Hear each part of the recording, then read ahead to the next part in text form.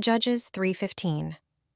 Again the Israelites cried out to the Lord, and he gave them a deliverer, Ehud, a left-handed man, the son of Gera the Benjamite.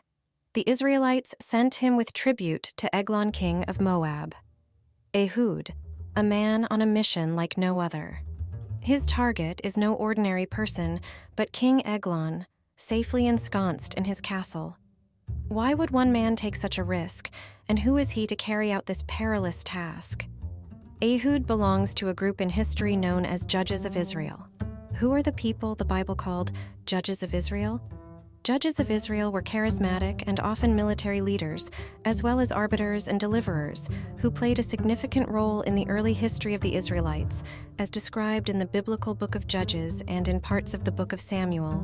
They were raised up by God to deliver the Israelites from oppression, typically from their neighbors or foreign powers. Some of the well-known judges in the Bible include Othniel, Deborah, Gideon, Jephthah, Samson, Samuel, Eli. A judge's worth is measured by their accomplishments. Ehud is about to embark on one of history's most dangerous missions. The trouble started during the time of the previous judge, Othniel. After escaping from Egypt, the Israelites intermarried with various pagan nations, leading to their abandonment of God and worship of false idols like Baal and Asherah. Their disobedience and mingling with pagan cultures had angered God, and as a result, God allowed Cushan-Rishathaim, the king of Mesopotamia, to oppress them. They reaped the consequences of their sins, serving this pagan king for 8 long years before turning to God for help.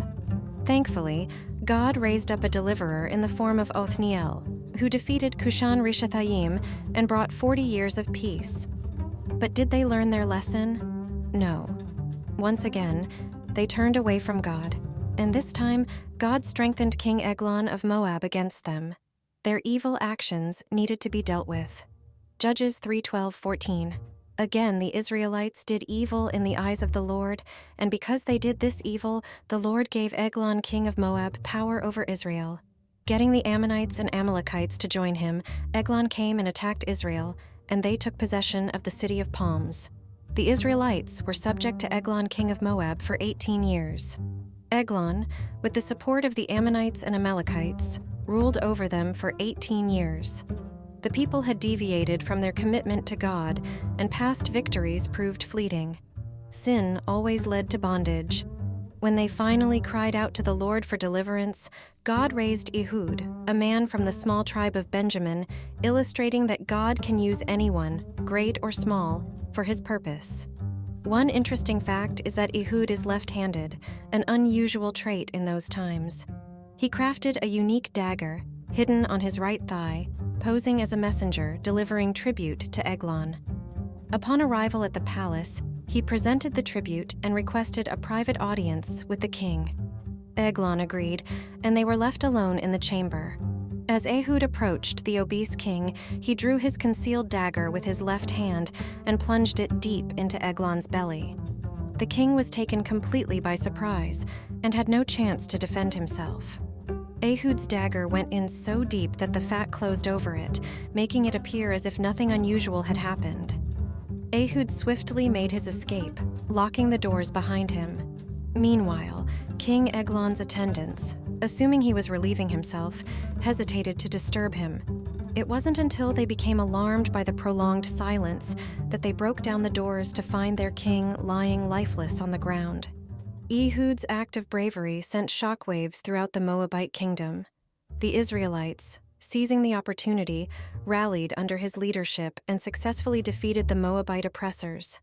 After Ehud killed King Eglon and made his daring escape, the biblical account in the book of Judges details the events that followed. Upon Ehud's escape, he sounded a trumpet in the hill country of Ephraim to rally the Israelites to action. The sound of the trumpet was a signal for the Israelites to rise against the Moabite oppressors. Judges 3:27, NIV, describes this moment. When he arrived there, he blew a trumpet in the hill country of Ephraim, and the Israelites went down with him from the hills, with him leading them. The Israelites, inspired and emboldened by Ehud's heroic act, came together as a united force and descended from the hills to confront the Moabites. They took control of the fords of the Jordan River, cutting off the Moabite escape routes. The Moabite forces, thrown into confusion and chaos by this sudden uprising, were defeated by the Israelites.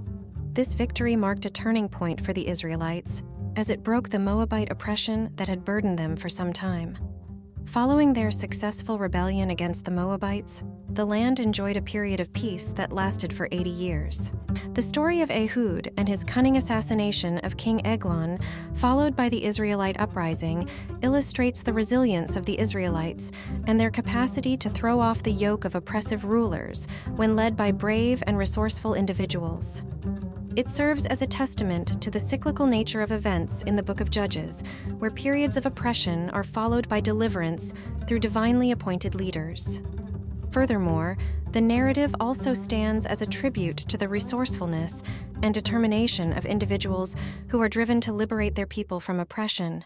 His left-handedness and clever strategy became instruments of deliverance, as depicted in Judges 3:15-21. Ehud's story is a powerful example of God's ability to intervene in a nation's history in response to the prayers of his people. As we wrap up this video, I'd like to extend my sincere thanks for joining me today. Your support means the world to me, and I hope you found this content valuable and enjoyable. If you found something here that resonated with you, or if you learned something new, consider taking a moment to help me reach even more people. Share this video with friends and family who might benefit from it, and hit that thumbs up button if you liked what you saw. And for those of you who haven't already, I invite you to become a part of my YouTube family by subscribing.